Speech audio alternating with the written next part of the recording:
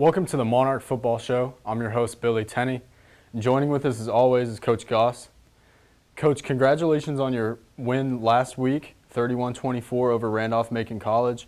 What did you really see from that game that you could take away as a good positive for your program? Well, I think that, first of all, it's a good Randy Mack team. They're well coached, and, we knew that it was going to be a tough game coming in. The biggest thing that we take from the game is we're 2-1 coming out of non-conference, and that was the goal going in. And I knew that we played three good teams, and we beat 66% of them. But now it's time to get focused on the conference. Now, Coach, your team faced a lot of adversity in that second quarter, trailing 17-7. How key was that second quarter to go into the half tied 17-7? What did that do for your team?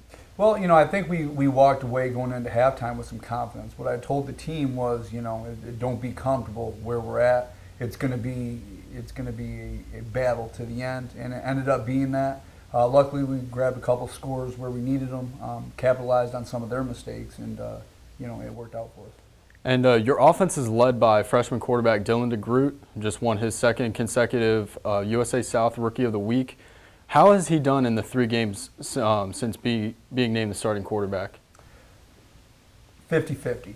I think that Dylan is growing slowly. I think we're doing the necessary things to put him in a position to have success, but at the same time we're protecting him a little bit. We're not putting him in a position where the game rests on his shoulders. And I think the supporting cast of the players have done a good job, and that's what we did this past week, is that the guys who need to step up stepped up.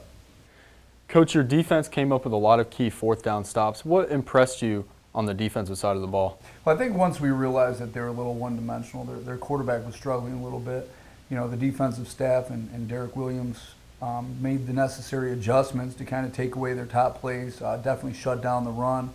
And we kind of kept everything in front of us, and it worked out. I mean, they just held in there, and they made the true key stops when we needed them. I think we did a great job getting off the field on third down, and late in the game, we had a couple of really, really important fourth down stops.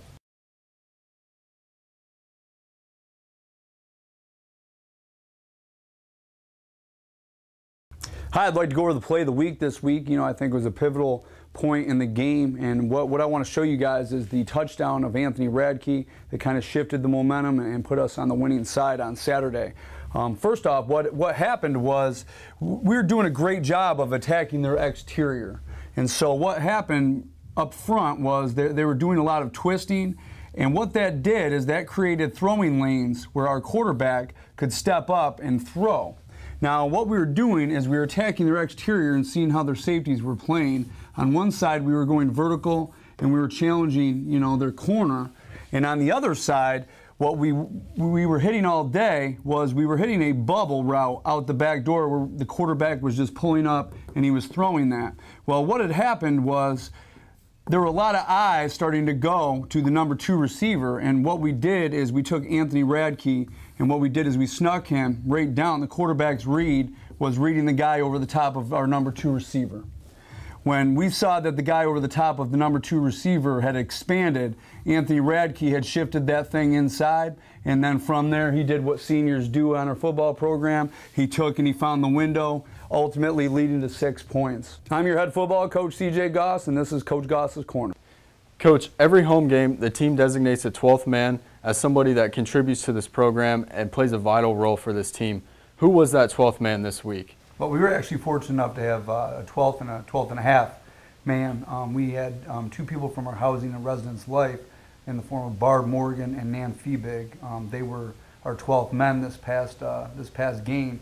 They've done a significant amount, everything from, hosting our players to, getting guys on campus to different community activities. And I couldn't have been more happy to pull out a win for them. I think they got a chance to see the coaching side of things, and, they got a chance to call a couple plays, and it was really a good experience overall. Thank you, Barb and Nan, for your contributions to this football program. Now, Coach, your team has a bye week this week before they'll face the Maryville Scots on October 3rd in our conference home opener. What do you expect to see from the Scots? Well, they're a very well-coached team, and they have a lot of very good players. It's going to be it's one heck of a game to go into your conference opener. That compiled with going up to Maryville, Tennessee, it's always a tough place to play. We've always played such close games up there.